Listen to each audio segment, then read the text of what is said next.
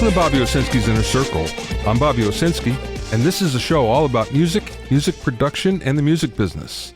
My guest this week is re-recording mixer and sound editor Leslie Gaston-Bird. First of all, do you have a Spotify account? And more to the point, has your Spotify account been hacked?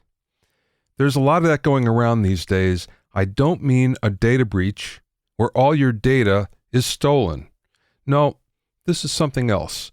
This is your account being taken over by someone else.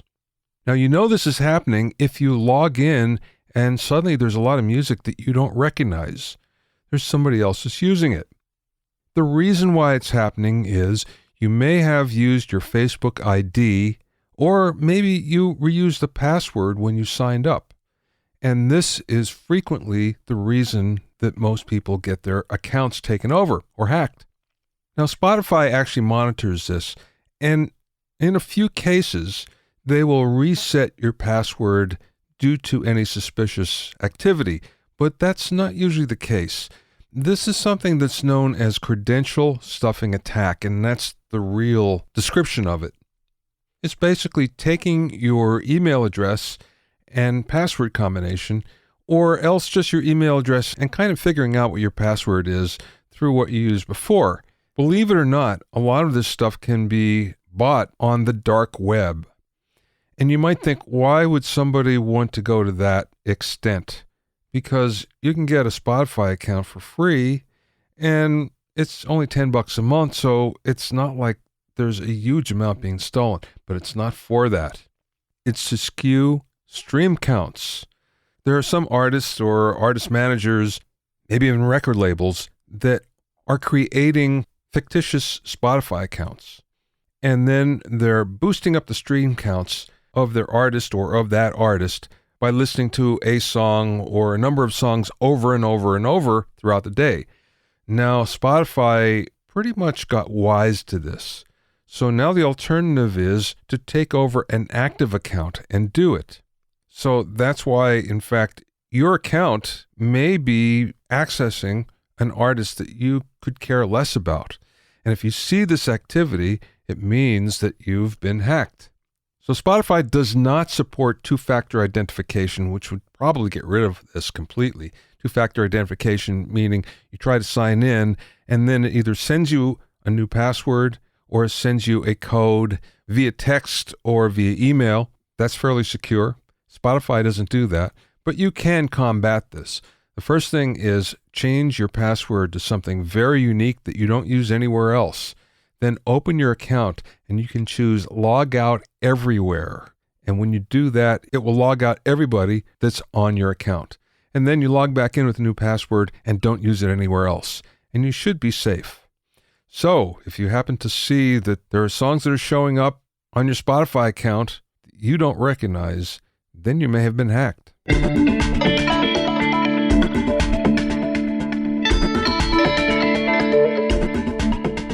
If you have any questions or comments, you can send them to questions@BobbyOInnerCircle.com.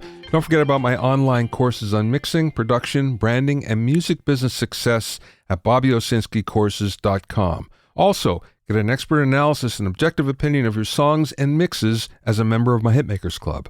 Go to hitmakersclub.com to learn more.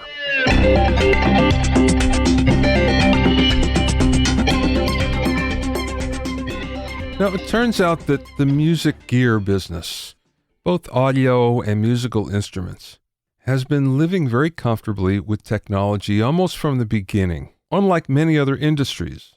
As a matter of fact, what we find in the music industry, the music gear industry, is that tech influences it, yet it doesn't replace it. Now, just think back to some of these examples here. Way back, we had the horse and buggy, and it was replaced by the automobile. And you always hear the story about the buggy whip manufacturer and how they're out of business now because no longer needed. Well, that happened to other more recent technologies. For instance, the typewriter. That was a big business. And now it was killed by the word processor. Telephone landlines. Well, when's the last time you saw one of those? They're around, but they're few and far between because of the cell phone. How about cameras? Yes, again, they're around, but that whole industry has been decimated buy the camera in your phone. But it's not the same when it comes to the musical gear business. For instance, last year, just in the United States, there were more than 1 million violins and wind instruments that were purchased, and yet this is a century-old or more design. Digital keyboards didn't replace the piano, and so many people thought that that might happen. Yet a piano lives very comfortably side by side with the digital keyboard. The drum machine didn't replace the drummer, as everybody thought would happen. Yes, they live very nicely side by side, and maybe in the top 10, there are very few drummers, but what we find is when those artists actually go out, many of them take a live drummer with them. Digital consoles have pretty much displaced analog consoles, and this is right down to the club level. That being said, the need to move faders to balance things out, that's still there, so it doesn't matter about the technology under the hood because the same process still exists. Today, CNC manufacturing has made the building of guitars so much better and so much more precise than it's ever been. And you would think because these guitars come out and they're so good that that would displace guitar builders, but that's not the case. There are more hand-built instruments than ever before, according to Music Sales Magazine.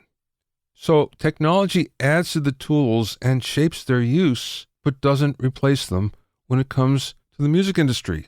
This is one of the great things about the business, and even though you find a lot of the more classic engineers and producers and musicians that have been around, this is something that's so unique to our business, and it's what keeps it healthy, and it's what keeps us coming back year after year. So let's celebrate technology along with the past as they live together as we go forward.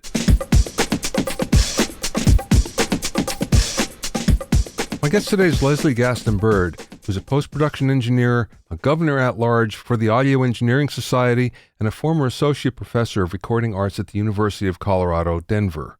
Leslie formerly worked at National Public Radio headquarters in Washington, D.C., where she worked on shows like Morning Edition, All Things Considered, Talk of the Nation, and Performance Today. Then, she moved to Colorado Public Radio, where she earned the Radio and Television Digital News Association's Edward R. Murrow Award for Large Market Documentary. It was in Denver where she started a career in post-production at Postmodern Company, restoring soundtracks for classic Sony Columbia films dating back as early as the 1930s. In 2011, she was granted a Fulbright Award to research Blu-ray audio at the University of York in York, England, which led to ongoing research with Dolby Labs. She's also the author of the book Women in Audio. During the interview, we spoke about working at NPR in the days of tape, cleaning up movie soundtracks, tracking down women audio pioneers to interview, and much more. I spoke with Leslie via Skype from her studio in England. Tell me how you got started in the business. Oh, sure. I actually got my undergrad degree at Indiana University, and it was 1989, I think I got my degree. And at that time, there weren't any four-year degrees in audio, not in Indiana. They weren't that popular. So I got an associate's degree in audio technology, and my four-year degree is actually in telecommunications. And then I went to work for National Public Radio. Interesting. Okay, tell me about the NPR experience, because I'm curious if the engineering is any different than what you experienced afterwards. Yeah, it's totally different. So I started at National Public Radio in 1991, and my title was Broadcast Recording Technician. And my first gig was taking in phone feeds from all over the world. And we had these little, I'm trying to remember if they were, Comrex was one of the codecs that we used, but they were, plain old television, POTS receivers that we would plug in and, record our reporters to reel tape. So 1/4-inch tape on these old MCI machines. It was fascinating, and it was very, as you can imagine, hectic, live radio broadcast. So every morning we would do Morning Edition, and every evening was All Things Considered. And yeah, it was different back then because editors would edit, engineers would record, and there wasn't a whole lot of hat sharing like there is today. Yeah, I guess there's fewer people, right? So because of that, everybody has more jobs. Exactly. It's like that everywhere. Yes. So, yeah, I really appreciated my time there. And, NPR has yielded a lot of great alumni. Jim Anderson, Paul Blakemore, myself, of course, Skip Peasy. All of these are names. And we weren't necessarily there at the same time, but we were there at different times. Surya Muhammad, Kirill Owen, Manoli Weatherall, and these are just some people who went to work for other organizations who, kept their careers in audio. How long were you at NPR? At the time, it seemed like forever, but it was just 4 years. Yeah, just 4 years. And then where did you go? From there, I kind of got tired of the fast-paced Washington, D.C. style, and things were kind of starting to change at NPR. I could sort of see the writing on the wall in terms of the digital audio technology that was coming out. And, the engineers were getting restless and talking about joining unions, and they eventually joined NABET. But I decided to move to Colorado, so I became the audio systems manager at Colorado Public Radio in 1995. And so I was the only recording engineer on staff. There's a chief, it was just really two engineers, the chief engineer, the RF guy, and myself. And so I would go out on location with the reporters. At that time, I had a portable DAT recorder. And I worked on a workstation called the Arrakis. And by 1998, I got tired of that. And I said, can we just get Pro Tools? So we got the, I think it was version 4 in 1998 was the first version we started with at Colorado Public Radio. And then my role evolved into managing the states. It was a statewide network. We had locations in Grand Junction and Vail, Pueblo. And what I did was started programming the automation that would fire the local spots in each one of those. So, again, I saw my role changing. Somewhere along the line, I read that you got into symphonic recording. Yeah, I did. That was really fun. It was during, I think it was 1998. I got an email from Maria Williamson, who was the, I think her title was director at the time. Now, of course, the orchestra was conducted by Marin Alsop. But Maria reached out to me in her role and just said, we're trying to get our broadcasts, our performances to be broadcast on National Public Radio. And I heard you worked at NPR. And indeed I did. I was one of the engineers for Performance Today who rotated in and out of that show. And she said, well, we want to sound better. We don't know how to do it. So I went and made some recommendations, and they let me buy some nice Sheps microphones and some MKH microphones from Sennheiser. And we set those up and got their recordings up to par, and they started getting aired on Performance Today. So that was from 1998 to 2002. I recorded the Colorado Symphony. Wow, very cool. That's always fun. Yeah, really. It was fun. How did you get into post? Well, it's sort of like I'm starting to hear myself, and it seems like the industry keeps driving these career changes. So I got into post because, I think in the back of my mind, I really did, always wanted to work with video. And I knew it was going to be super competitive, and I was not in Los Angeles. I didn't go to LA to seek, like a Hollywood post career, but there were a couple of post houses in Denver. And so I started, trying to get into them, and it was really difficult. It was, I'm a radio guy, as it were, and, I'd never worked with picture before. But I finally got a break at Postmodern Company. A woman named Patsy Butterfield brought me in there and saw my potential. And so I worked with Postmodern Company starting in 2002. At first, we had done some restoration of some old magnetic film soundtracks from Sony Columbia Pictures. And they would come in really not only on magnetic, but there were optical tracks as well. Sometimes even 1-inch videotape. that we would restore using Cedar. And this is when Cedar was 4 rack spaces tall, big green computer before Isotope. So a lot of the clicks and pops that we took out had to be done manually because, you could still hear artifacts because of the processing, the noise reduction. So our job was to make sure that you couldn't hear any artifacts and that, these old films that were being re-released on DVD sounded good. So that's how I got my start in post-production. How long did it take to do a film? You know what? I remember it took me 20 minutes to get through 2 minutes of a track.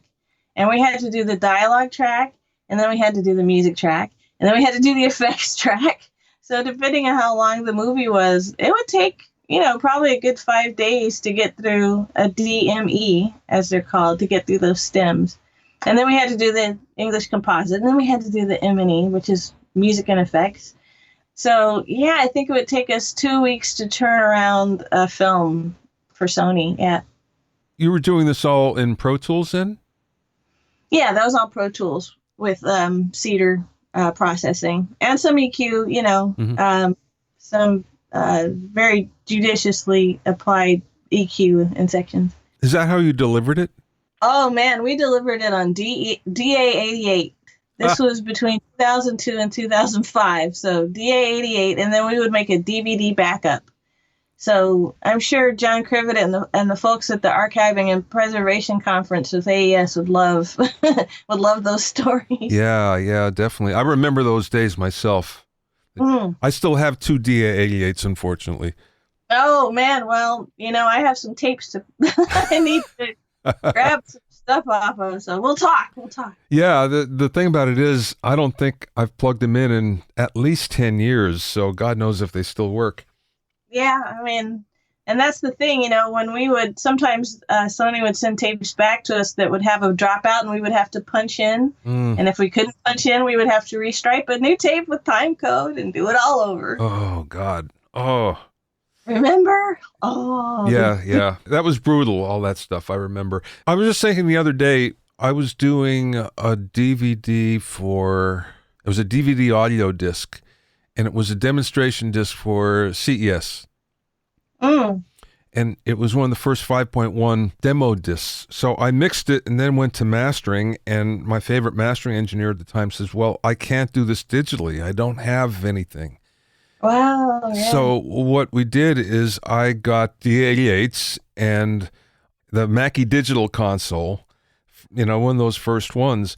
And I can remember that we had to run the whole thing down top to bottom. And somewhere in the middle, there was a crack that happened. And he was just pushing it too hard. And I remember being 3 a.m, we both looked at each other thinking, oh, we have to do this again. Do it one more time. Oh, yep. And those were the days. I'm very pleased that they're gone, actually. Yeah, I mean, let's see. So 2005-06 is when I started teaching at CU Denver, University of Colorado, Denver. And we were very excited. I mean, we had a class in surround sound. I brought in Donald Fagen's Morph the Cat, which was mastered by Darcy Proper. And Wanna Grammy, I think it was the first, I don't know, I have to go on the web or whatever and look to see, but it was one of the first in the surround sound category. And I remember to this day, I would play this for the students in my class, and they were psyched about it. It's like, wow, you can put music behind you. What? It's really cool. Now, that being said, immersive audio has taken over from that, which I'm a very big fan of Atmos. Yeah. Speaking of things behind you, there was a demo at the last AES show that was the most hard immersive audio demo I've ever heard. It was done by a DJ who I don't think understood what was supposed to happen. He had like the kick drum in the back and the snare drum coming out of the front, and it was just all disjointed and disconnected. Yeah, I mean, there's potential for the medium, just to unwrap your expectations and think out of the box. But the best sort of Atmos recording I heard was Tom Sawyer by Rush. And that was playing in the Dolby booth. No, it was the Genelec booth at one of the AES conventions. And with that first synth comes in with the drums. Oh man, that's good stuff. Good ear candy. Yeah, definitely. Okay, so you're doing post now and you're in the UK. How did you make the transition to get over there? Yeah, life is funny. So back in 2009, I married a very nice man named Andy, and he's British. And we met around the time of a AES conference, of course.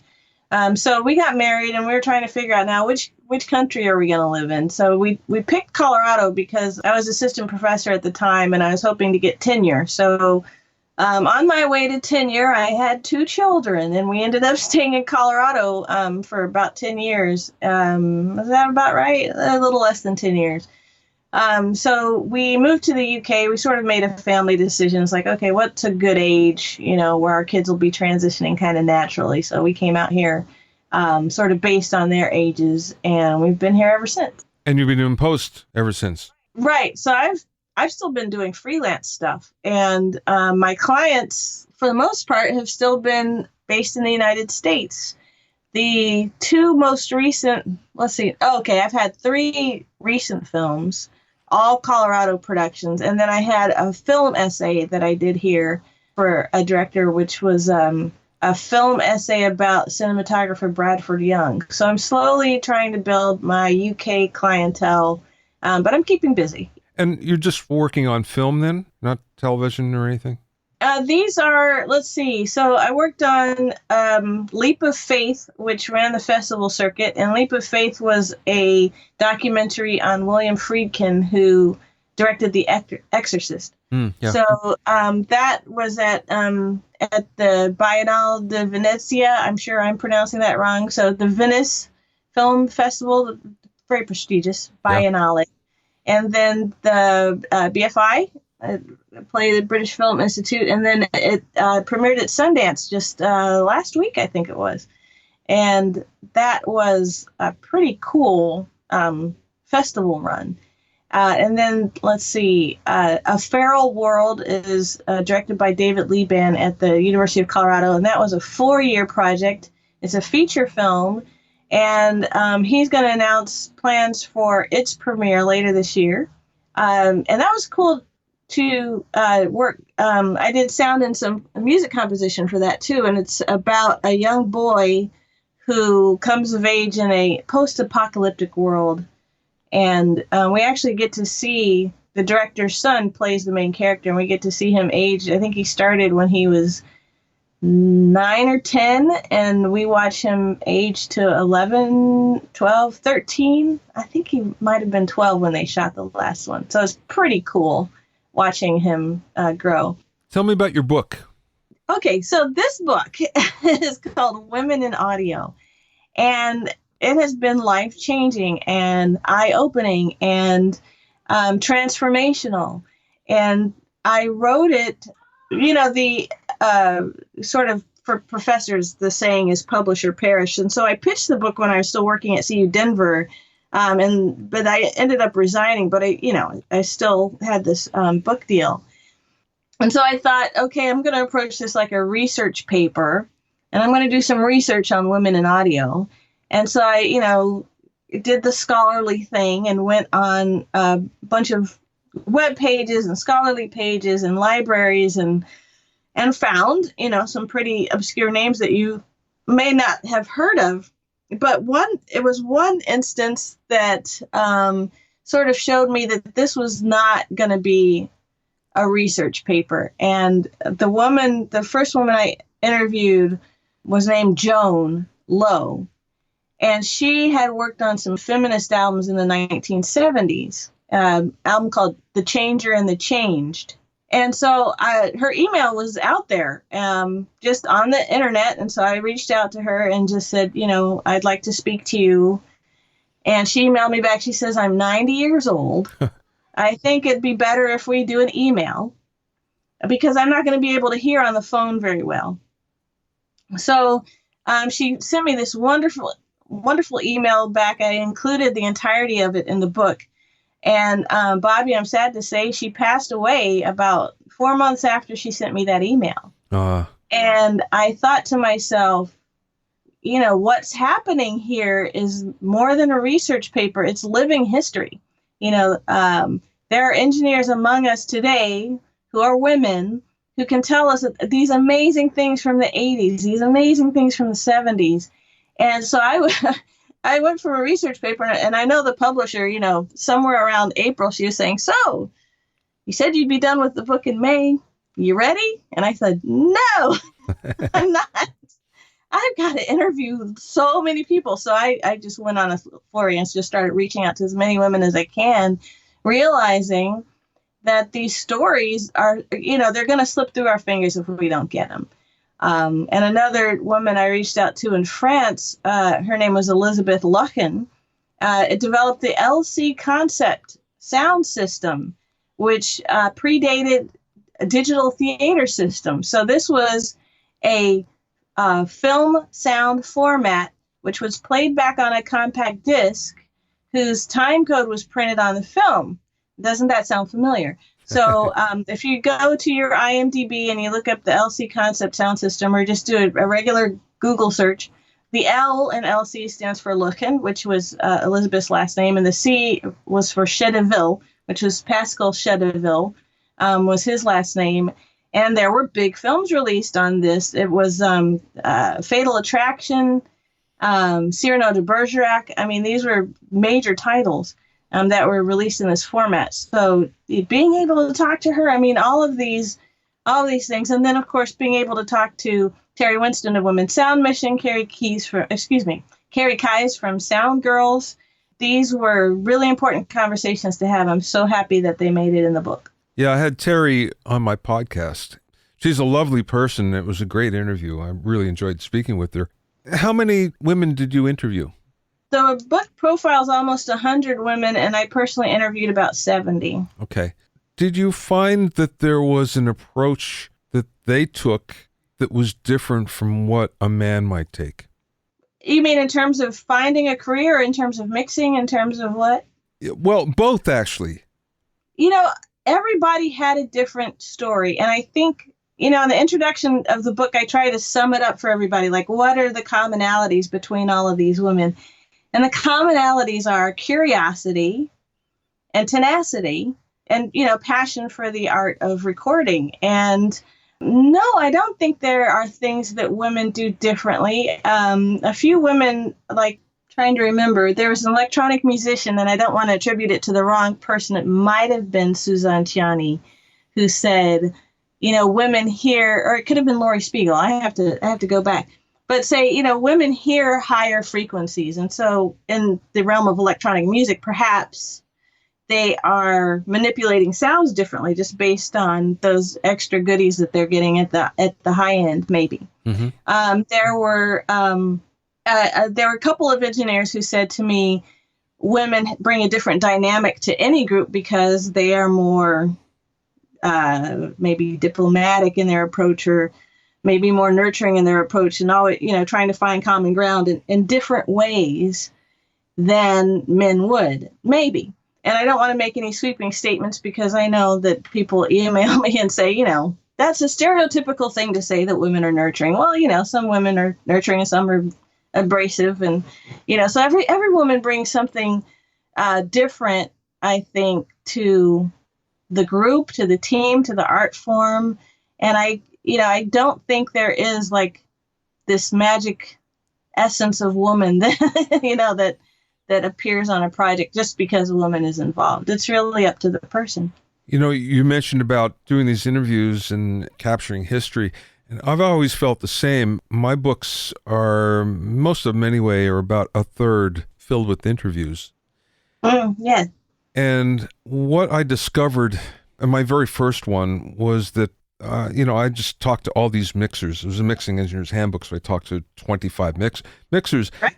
And originally it was just so I could get background and so I could understand better what they were doing. And then I realized what they're saying is so interesting. I have to include this because it's really great stuff.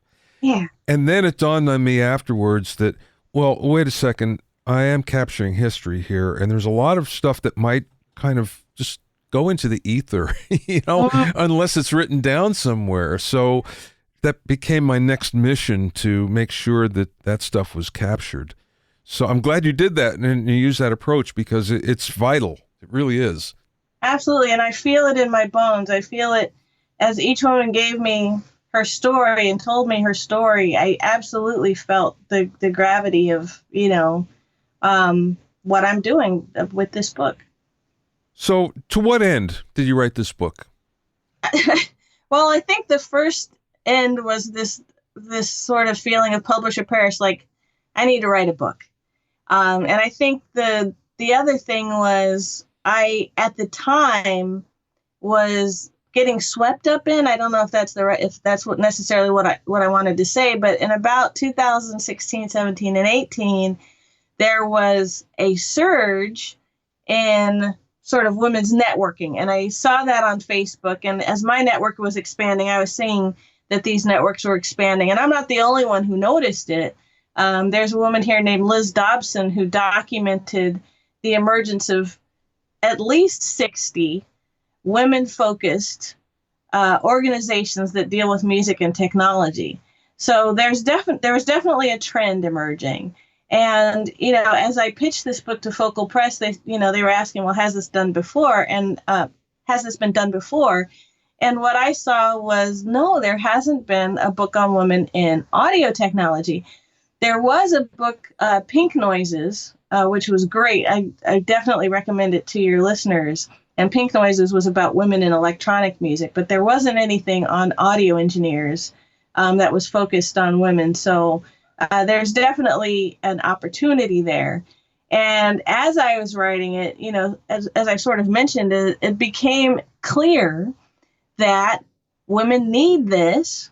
And when I say that, I think your listeners, whether they be men or women, may or may not be plugged into the same networks I am. But what I'm seeing in my social networks is that women want to see role models, and women want mentoring, and women want this networking. And, a lot of times women who are working in isolation, whether they're in Michigan or Canada or Venezuela or Nigeria, want these networks that they can connect to. And so many of the women, that I've been talking to before and after the book say, thank you. Thank you for writing this. It's good to see other women who are in the same boat as me. When you're the only woman in a crew, you feel a little bit isolated. But when you see this book of, 70 to 100 women who are doing the same work as you in the same circumstances, and you hear their stories, you feel more connected. And so that became the mission and the purpose of the book. Is there a follow-up in mind?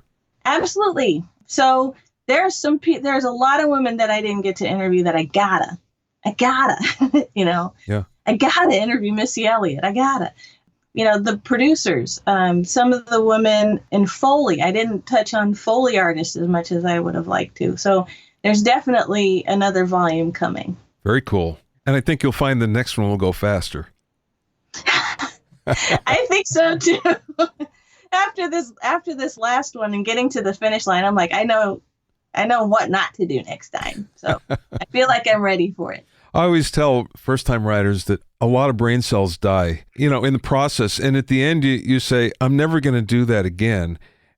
And then eventually you kind of soften on it and say, oh, yeah, okay, I think I can do it better next time. That's generally the way it works. It doesn't sound like that's working that way for you, because you seem to have a pretty smooth experience.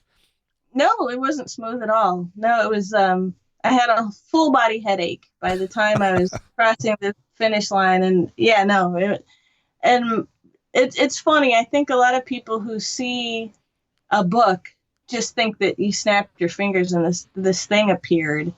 And, it was a process. And, but I'm glad I went through the process. It wasn't easy, but I'm glad I did it. Well, I have to pick up a copy and read it. Unfortunately, I have not before I talked to you, and I wish I would have, but I will. Last question, Leslie. What's the best piece of business advice that either you learned along the way or maybe somebody imparted to you? Are you talking about as a freelancer or as a person working for a larger company, or just either one? Best piece of business advice. Wow. Networking is the most important thing. You know, you got to get out there and meet people. You got to see what's going on. I love conferences and conventions. I love, playing with new gear. But yeah, you gotta shake hands and hang out with people a lot. I think that's the best piece of advice I can give. You can find out more about Leslie on the Sound Lister, Women in Sound, LinkedIn, and IMDb websites. Thanks for listening and being in my inner circle. Remember, if you have any questions or comments, send them to questions@BobbyOInnerCircle.com. To listen to other episodes of Bobby Owsinski's Inner Circle, go to BobbyOwsinski.com, select the podcast tab, or go to BobbyOInnerCircle.com, or you can find it on iTunes, Stitcher, Mixcloud, Google Play, Google Podcasts, Spotify, Deezer, TuneIn Radio, Radio Public, and Podbean. At BobbyOwsinski.com and BobbyOInnerCircle.com, you'll also find a sign-up form for my newsletter and for alerts to new podcasts. This is Bobby Owsinski. I will see you next time.